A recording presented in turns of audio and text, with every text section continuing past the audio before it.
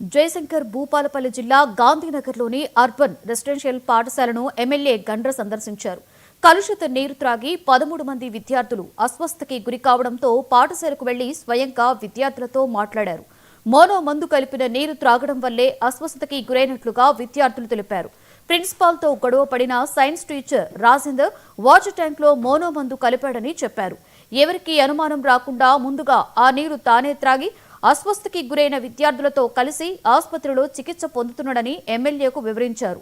గత కొన్ని రోజులుగా ఉపాధ్యాయులు తమను ఇబ్బందులకి గురి చేస్తున్నారని ఆవేదన వ్యక్తం చేశారు. పాఠశాలలో 3 ఉపాధ్యాయుల మధ్య తరచూ గొడవలు జరుగుతున్నాయని ఎమ్మెల్యే దృష్టికి తీసుకువచ్చారు. దీంతో సంబంధిత ఉపాధ్యాయుల మీద శాఖపరమైన చర్యలు తీసుకోవాలని ఎమ్మెల్యే గండ్ర ఆదేశించారు.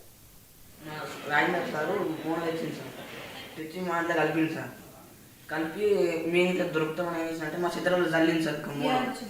చిత్రాలు చల్లలా పెట్టింది సార్. పెట్టినందుకు మేము చూసినందుకు మమ్మల్ని భూషి దగ్గర పోర్రా చెప్తాం మొత్తం కొట్టింది సార్. మమ్మల్ని కొట్టి నిమిషం పెట్టింది సార్. వాళ్ళు చికెన్ మటన్ వెళ్ళాక మేము మొత్తం చూసినాం సార్. చూసినందుకు అరే మీరు చెప్తారా అని బెదిరించింది సార్. సార్ ఇక మీరు మంద అవుతారు, సీరు తింటారు, అన్ని బుక్కుతారు, మేము అయ్యాలో చెప్తా, మీరు చెప్పకూడదు, మేము అయ్యేవాళ్ళో చెప్తా, మేము టీసీ ఇస్తా అని అంటారు సార్. భూపాలపల్లి అర్బన్ రెసిడెన్షియల్ స్కూల్లో ఈరోజు వెంకటనారాయణ ప్రిన్సిపాల్ గతంలో ఉన్నప్పుడు 70 మంది స్ట్రెంత్ ఉండే.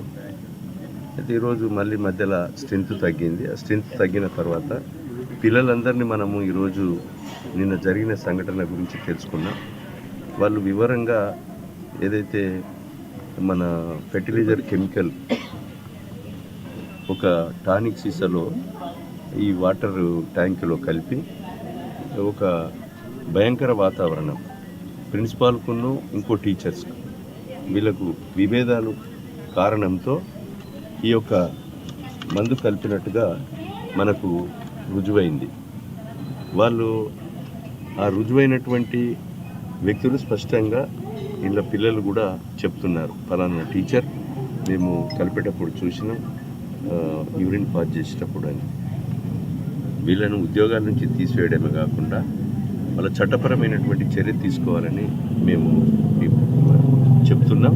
తప్పకుండా చర్యలు ఉంటే ఇలాంటి పునరావృతం కాకుండా కూడా మరి చర్యలు తీసుకోవడం కూడా జరుగుతుంది. ఇదే విధంగా కొరికశాల పాఠశాల కూడా అదేవిధంగా కొరికశాలలో కూడా ఇది విభేదాలతోనే ప్రిన్సిపాల్కును ఒకరి మధ్య టీచర్ మధ్యలో విభేదాల కారణంగానే పిల్లల మీద ప్రయోగం చేస్తున్నారు. ఇది సరైనటువంటి విధానం కాదు. ఎందుకంటే ముక్కుపచ్చలారని పిల్లలు, బడుగు బలహీన వర్గాల అట్టడుగున అనగారినటువంటి పేద కుటుంబం నుంచి వచ్చినటువంటి పిల్లలను ఒక చదివించుకోవాలనే ఉద్దేశంతో వాళ్ళ గ్రూపులతో వాళ్ళకు ఒకరినొకరికి పడకుండా విభేదాలతో పిల్లల మీద ప్రయోగం చేసి ఇలాంటి చర్యలు తీసుకోవడం సరైనటువంటి విధానం కాదు. దీన్ని తీవ్రంగా ఖండిస్తున్నాం. కఠినమైన చర్యలు ఉంటాయి. ఉద్యోగాల నుంచి తీసేయడమే కాకుండా అదేవిధంగా వాళ్ళ మీద పోలీసులతో చట్టపరమైనటువంటి విచారణ జరిపి వాళ్ళ మీద చర్యలు కూడా ఉంటాయి. భూపాలపల్లి అర్బన్